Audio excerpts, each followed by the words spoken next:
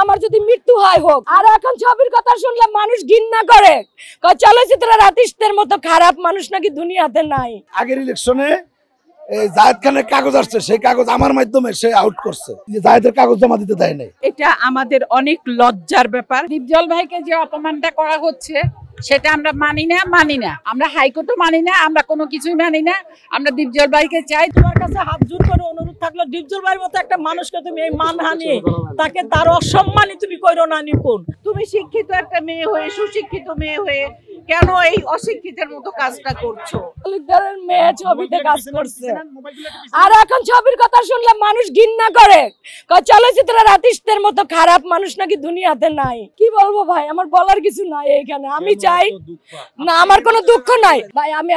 আমি পিছনের কথা কিচ্ছু বলতে চাই না।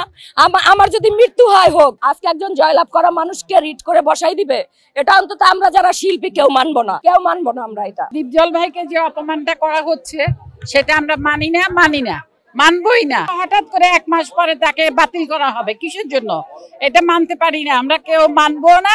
আমরা শিল্পী, আমরা চাই আমাদের শিল্পী সমিতি থাকবে, যেভাবে আছে ওইভাবে থাকবে, চলবে। আমরা কাজ চাই, কাজ করতে চাই। আমরা শিল্পীরা এখানে ভালোভাবে সুস্থভাবে থাকতে চাই। বিদেশে গিয়ে সেখানে উল্টা পাল্টা এইসব করতেছে, জানি না তার মাথার উপর কার হাত আছে। আমরা হাইকোর্টও মানি না, আমরা কোনো কিছুই মানি না।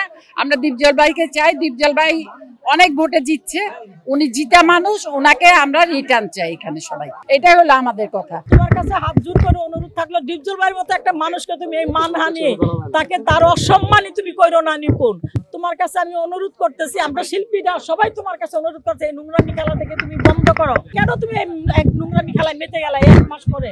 কি উদ্দেশ্য তোমার একটু বলো তো? তুমি শিক্ষিত একটা মেয়ে হয়ে, সুশিক্ষিত মেয়ে হয়ে কেন এই অশিক্ষিতের মতো কাজটা করছো?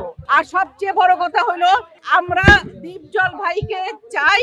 সে বারবার বলছে আমি ইলেকশন করবো না, বারবার বলছে। আমরা নিয়ে আসছি যে শিল্পীদের জন্য আপনাকে দরকার। আগের ইলেকশনে জায়েদ খানের কাগজ আসছে, সেই কাগজ আমার মাধ্যমে সে আউট করছে। এই জেসমিন সহ আমাকে ইশারা দিয়ে কাগজ আউট করছে, জায়েদের কাগজ জমা দিতে দেয় নাই। তাতে আমরা যতটুক যা ধৈর্য ধরে রয়েছে, যাক, সে যদি সত্য প্রমাণ করে আসতে পারে আসুক। তাহলে সে আজকে যেই কাজটা করছে, আমার মনে হয় বাংলাদেশ সরকার একটু খেয়াল করা উচিত যে একটা মেয়ে একে একে এই যে একটা শিল্পী সমিতিকে ধ্বংস করতেছে। সে আমেরিকা বসে থেকে আজকে যে আমাদের কত শিল্পীদেরকে অসহায় বানিয়ে লাইতেছে। দেখা গেল কি আজকে আমাদের কাজের দরকার, সে কটা ছবি বানাইছে।